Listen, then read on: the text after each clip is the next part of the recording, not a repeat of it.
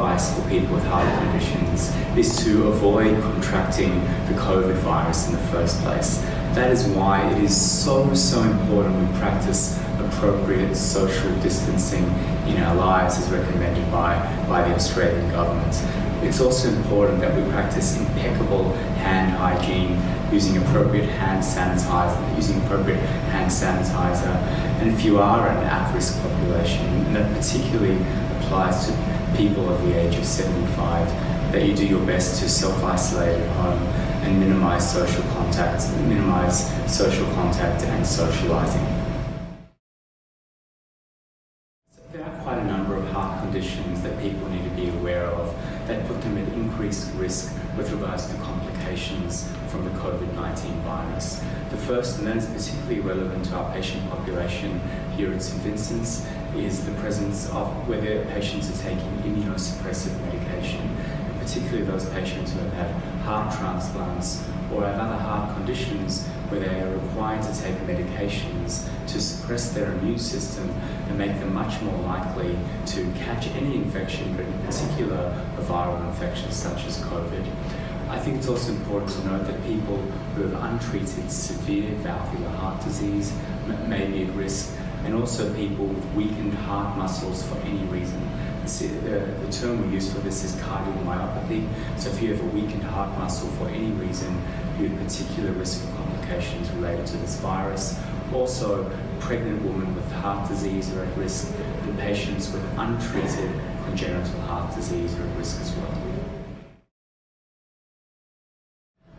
Coronavirus can have very severe effects on the lung, and some of the effects may include severe pneumonia, and as well, if in its more severe form, causes what is called acute respiratory distress syndrome. This causes the very small tissues of the lung to fill up with fluid and make it much more difficult for patients to oxygenate their blood. This then puts an acute stress on the heart, and the heart has to work a lot harder to get oxygenated blood to the rest of the body. What's also really important about what we're finding out in patients infected with coronavirus, in about 10% of the patients we're seeing a condition called myocarditis, which is an inflammation of their heart, and as well this can weaken the heart muscle and make it more difficult for patients to get blood around the body. I think it's really important for patients taking heart medications that they do not stop the medications without discussion with their healthcare provider.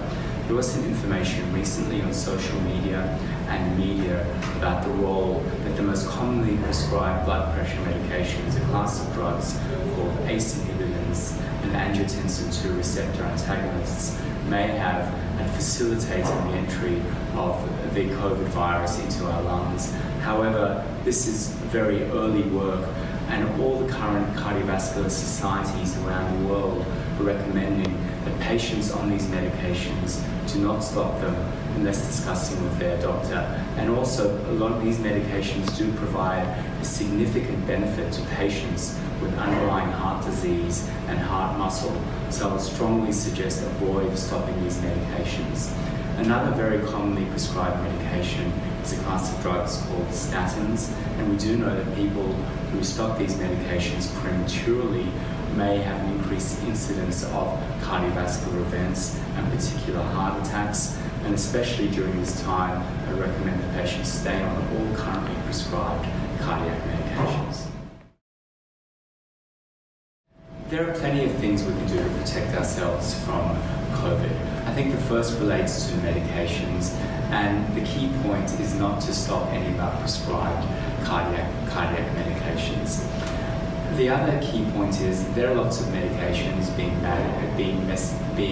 mentioned in the media at the moment that may have an effect on COVID, but I think the important thing to note is these are just in their experimental phase at present, and we do not have any large amount of evidence that these may be helpful. And before you are thinking of any of them, I'd suggest speaking to your healthcare provider. Now, the coronavirus is very similar in structure to the common cold, and we do know that certain things may be helpful at preventing infection from this class of viruses.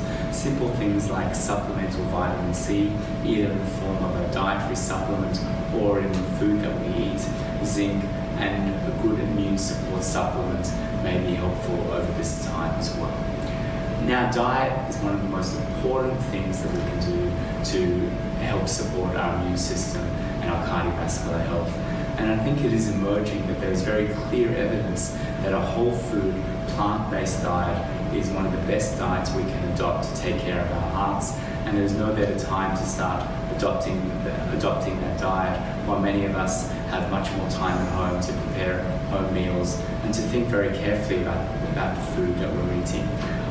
During this time, it's very easy to eat lots of comfort foods and foods that may not be so good for us. However, a lot of these have added sugar, added salt, excess refined carbohydrates as added calories.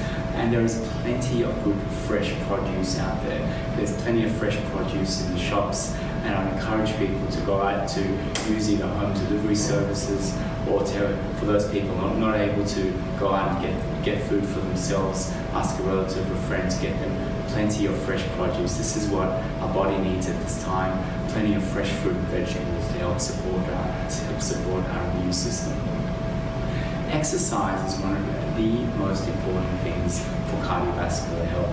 And in patients over the age of 50 years old, our underlying level of fitness and what I call cardiorespiratory fitness is one of the most important prognostic indicators that determine how long we're going to live. And it's very important that we keep up our level of physical exercise during this time. I know that we're not able to go to the gyms or join our regular group exercise classes, but there are things that we can do in the meantime to keep things up. We can attend classes via video conferencing, and there are plenty of classes available from many gyms or healthcare providers. I encourage people to go for walks. Even simple bodyweight exercises we can do in our home will provide a significant benefit for people, and especially as we get older, if we don't exercise, we tend to lose condition quicker. So I encourage people to please keep up a regular exercise program.